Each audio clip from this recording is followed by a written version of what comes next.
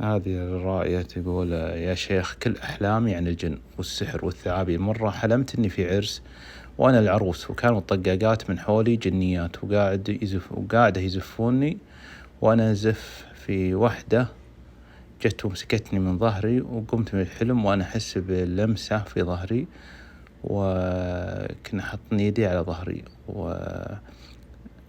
والله أعلم هذه الرؤيا أنها من الأحلام الشيطانية. حافظ على قراءة أذكار الصباح والمساء، والمحافظة على الوضوء باستمرار، واستمعي لآيات القرآن الكريم باستمرار في كل مكان، في بيتك، في سيارتك، على سريرك، وإن شاء الله بيرزقك الله عز وجل السكينة والطمأنينة.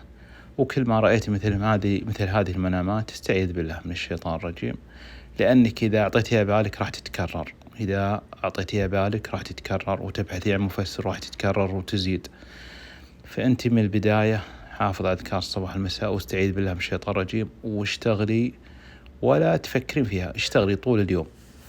يعني شفت اللي ينشغل ينسى، فأنت تشاغلي وانشغلي، وإن شاء الله راح تنقطع عنك هذه الأحلام الشيطانية. والله أعلم.